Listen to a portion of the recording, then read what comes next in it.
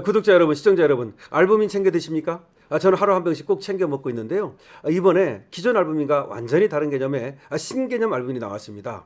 리포즘 발효 알부민 2090 NNM인데요. 남재현 원장이 이번에 리포즘 발효법을 적용해서 영양 성분을 보호막처럼 감싸서 몸속까지 보다 안정적으로 도달할 수 있도록 만들었고요. 흡수 효율을 개선했습니다. 여기에다가 요즘 저속 노화 성분으로 주목받는 NNM을 담았습니다. 이거는 세포 에너지 생성 그리고 노화 관리 쪽으로 정평이 나 있는 물질입니다. 이 제품에는 토마토 약 11.9kg, 양배추 약 7.4kg에 해당하는 양의 NNM이 들어있습니다. 거기에 추가로 밀크 시슬, 헛개나무, 차가버섯, 그리고 특허받은 원료인 골드키 유산균, 로얄 젤리, 상황 농축 분말까지 담았습니다.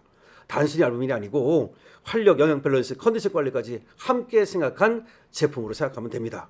특히 요즘 쉽게 피곤해지거나 체력이 떨어졌다고 생각하시는 분들 액상형이니까요. 하루에 한 병씩 챙겨 드시면 건강관리 성공할 수 있습니다.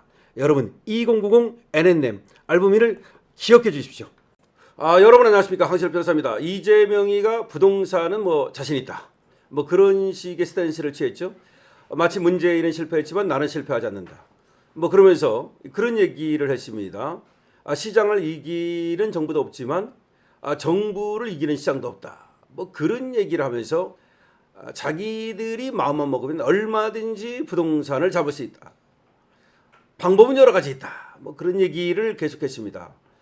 그리고 그 방법 중에서 제휴한다는 것이 대출 규제 방법을 썼죠. 그러니까 수요 억제를 얘기한 겁니다. 대출을 규제함으로써 부동산을 못 사게 하는 거죠. 또는 이제 보유세를 올려가지고 이제 또 부동산을 못 사게 하는 거, 이런 것들을 만지작거린다는 얘기가 나왔었고, 실제로 지금 공시지가가 많이 올랐기 때문에 또 부동산 값이 올랐기 때문에 세금이 엄청나게 지금 나가고 있죠. 어쨌든 부동산세라고 할 수 있는 재산세 같은 거 말이죠. 자, 그런데 그렇게 이재명이 부동산에 대해서 자신을 했건만, 그리고 자기가 부동산에 대해서 처음에 이걸 좀 잡았던 것처럼, 성공한 것처럼 그렇게 스탠스를 취했건만 전혀 국민들은 그렇게 보지 않고 있습니다. 이재명의 부동산 정책이 잘못됐다가 무려 59.3%, 60% 아닙니까? 0.7% 부족한 이재명의 부동산 정책이 잘못됐다가 무려 59.3%, 4050도 등을 돌렸다. 한길 리서치 여론조사 결과입니다. 여론조사 결과입니다. 이는 그대로 팩트대로 전달합니다. 강신업 TV는 말이죠, 팩트에 기반해서 팩트만 얘기합니다. 그리고 팩트를 기반으로 한 팩트 안에서의 논평을 합니다. 자, 이재명 부동산 정책 잘못됐다. 0.7% 빠지는 60%의 국민이 잘못됐다고 말합니다. 이재명 부동산 정책에 대한 부정평가가 무려 59.3%입니다. 주식 관련 정책에 대해 잘한다는 응답과 잘못하는 응답은 각각 46.8%로 같았습니다. 부동산은 잘못한다가 59.3%, 주식은 잘못한다가 46.8%. 그런데 보십시오. 주식이 그렇게 많이 올라갔다, 9,000포인트를 돌파했다, 어마어마하게 주식이 올랐다. 그런데도 잘못한다와 잘한다가 똑같습니다. 46.8%입니다. 부동산 정책에 대한 부정평가는 60% 육박, 그리고 주식에 대한 부정평가도 무려 46.8%. 아무것도 잘하는 게 없다는 얘기입니다. 국민들의 여론조사 결과입니다. 여론조사 전문기관 한길리서치가 쿠키뉴스 의뢰로 지난 4일부터 6일까지 전국 만 18세 이상 남녀 1,004명을 대상으로 이재명 정부의 부동산 정책 평가, 잘못한다는 응답이 무려 59.3%, 잘한다는 응답은 33.9%에 불과했습니다. 부정평가는 말이죠, 대부분의 연령대에서 나타났습니다. 18세에서 20대에서는, 그러니까 18세부터 29세까지죠. 부정평가가 무려 70.7%, 70%를 넘었습니다. 이거 말할 필요가 없는가. 70%를 넘으면요, 이거는 이 부동산 정책에 대해서 완전히 사실상 학교로 말하면 빵점 준 거라 진배 없습니다. 긍정평가는 19.1%에 불과했습니다. 30대 역시 부정평가가 66.4%. 그러니까 18세부터 39세까지가 거의 70%라고 생각하면 되는 거죠. 무려 40대에서도 부정평가가 59.2%, 40대에서도 59.2%, 50대는 부정평가가 55%, 60대는 부정평가가 50.3%, 전 연령대에서 부정평가가 높게 나타난 겁니다. 대부분이 아니라 전 연령대에서 부정평가가 높게 나타난 겁니다. 보세요. 18세부터 29세까지가 부정평가 70.7%, 30대에서 부정평가 66.4%, 40대에서 부정평가 59.2%, 50대에서 부정평가 55%, 60대에서 부정평가 50.3%, 다잖아 다. 전 연령대에서 부동산 정책의 부정평가가 높게 나타났다. 20대는 무려 70%가 넘었다. 수도권에서도 부동산 정책 부정평가가 높게 나타났습니다. 수도권에서도 서울은 부정평가가 무려 65.9%, 긍정은 27.6%밖에 안 돼요. 반도 안 돼요. 무슨 반이야. 서울은 부정평가가 65.9%, 인천 경기 부정평가 64.4%, 긍정평가는 30.6밖에 안 돼요. 지역별로 긍정평가가 부정평가보다 높게 나타나는 것은 호남권 하나. 호남권은 뭐 의도적으로 그렇게 하는 거니까. 호남권에서는 긍정평가 58.9%, 부정평가는 32.4%. 호남 빼놓고는 전부 다 부정평가가 높습니다. 대구 경북은 부정평가가 68.2%, 부울경은 부정평가가 59.8%, 강원 제주마저 부정평가가 51.8%, 충청권 부정평가 50.7%.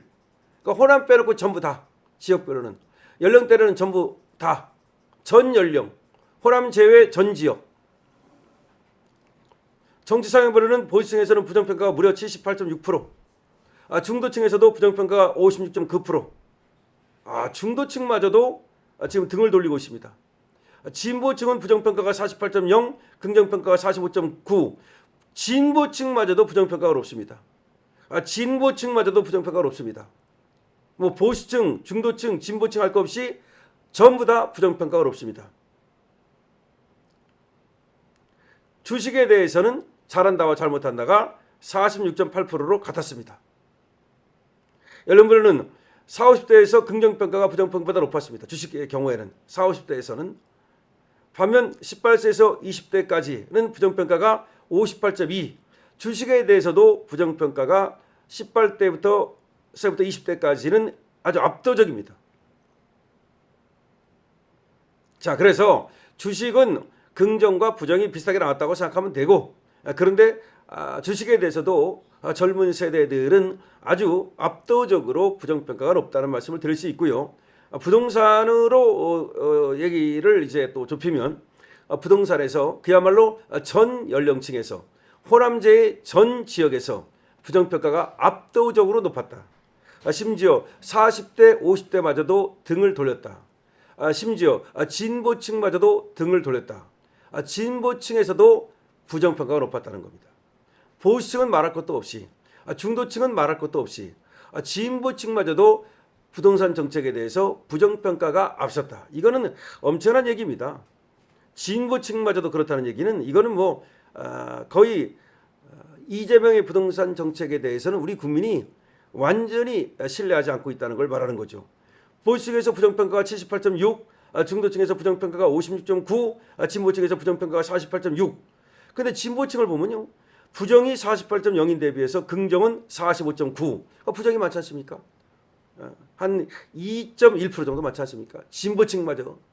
자, 이재명이 왜 이게 중요하냐면요, 그 문재인하고 자기는 차별화를 하겠다. 그리고 문재인이 못하는 것도 자기는 한다. 자기는 유능한 행정가다. 유능한 정치인이다. 유능. 이런 것들을 말하기 위해서 부동산을 잡을 수 있다. 잡겠다. 잡을 수 있는 방법은 많다. 뭐 이런 얘기를 계속했던 사람이란 말이에요. 그런데 생각해 보십시오. 이재명이 부동산을 잡는다는 걸 보면은 전부 다 수요 억제책입니다. 수요를 찍어 누르는 겁니다. 공급을 늘리는 게 아니라. 원래가 가격은 누가 정합니까? 시장이 정합니다. 근데 이재명은 가격을 누가 정하려고 했습니까? 정부가 정하려고 했습니다. 시장이 정해야 되는 가격을 정부가 정한다고 설레발을 떠니 그게 되겠습니까, 여러분? 그래서 결국은 이 부동산 정책이 실패하는 겁니다. 이재명을 보면은 호텔 경제학이라 해서 그야말로 편협하고 잘못된 이런 어떤 경제학적 그런 관점을 갖고 있는 걸 알 수 있습니다. 이 시각이라는 게 굉장히 중요한데요. 자, 그런 얘기를 했다가 아까도 말씀드렸죠. 시장이 이기는 정부도 없지만 정부 이기는 시장도 없다. 그러면서 정부가 얼마든지 시장을 이길 수 있다는 식으로 얘기를 했단 말이야. 이게 얼마나 오만하고 무식한 발상입니까? 시장을 이길 수 없는 거예요. 수요와 공급에서 가격이 정해지는 겁니다. 이건 우리가 중학교만 들어가도 배우는 거야. 아니 초등학교도 배워요. 요새는 수요와 공급 그래프. 그래서 수요가 늘고 공급이 줄면 가격이 오르는 거고, 공급이 줄고 수요가 늘면 가격이 오르는 거고, 이거 근데 공급은 확 늘었는데 수요가 줄면 그때는 가격이 떨어지는 거고, 그 뭐 너무나 당연한 상식 아닙니까? 공급과 수요에 의해서 가격이 왔다 갔다 하는 건 너무나 당연한 상식 아니겠습니까? 그러니까 어떻게 해야 돼요? 부동산을 갖다가 가격을 낮추려면 공급을 늘려야죠. 공급을 늘려야죠. 그리고 수요를 억제시킨다고? 그건 안 되는 일이에요. 근데 어떻게 제대로 수요를 억제시키려고 했냐면, 왜 꼭 그 서울에 살아야 되느냐? 뭐 그런 식인 거야, 결과적으로는. 아니 그러면 서울에 직장이 있는 사람은 서울에 살고 싶은 거고, 서울에 직장이 없고 저 부산에 직장이 있어도 나는 서울에 살고 싶어. 나는 내가 그냥 부산으로 출퇴근을 하고 주말 부부를 하니 있더라도 나는 내 애들을 갖다가 서울에서 공부시킬래. 그걸 어떻게 막아요? 그러면 공산당 해야 되는 거야? 공산주의 해야만 막을 수 있는 거예요. 주거를 제한하고 너 여기 살아 지정해주고, 그건 안 되잖아요. 우리 자유민주주의에서. 그렇다면 공급을 늘릴 수밖에 없는 거예요. 근데 공급을 늘릴 생각은 안 하고 수요를 줄일 생각만 했기 때문에 이런 참사가 벌어지는 겁니다. 자, 부동산 정책 이렇게 가면 100% 실패하고요. 주식 정책도 100% 실패합니다. 아직까지는 긍정과 부정이 똑같았다 그랬죠. 지금 폭락하고 있습니다. 요거 반영 안 된 거예요. 요거 폭락한 거 반영 안 된 거야. 이거 반영되면 어떻게 될까요? 강신업 팀입니다. 좋아요, 구독 부탁드리고요. 이 영상 알고리즘을 타고 더 많이 좀 전파될 수 있도록 공유해 주시고요. 댓글 많이 달아주시고 222번으로 또 응원해 주십시오. 지금 우리가 말이죠. 알고리즘을 타고 이 영상이 많이 좀 퍼져나가야 될 이유가 있습니다. 이 보수 우리 지금 유튜브들 상당히 말이죠. 여러 가지로 이렇게 저렇게 지금 어려운 상황에 있는 것으로 지금 자꾸 전해지고 있거든요. 여러분들께서 말이죠. 돕는 방법은 좋아요 누르고 구독 누르고, 그리고 댓글 쓰고 220원 써주시고, 그리고 공유해 주시는 겁니다. 강시엽입니다.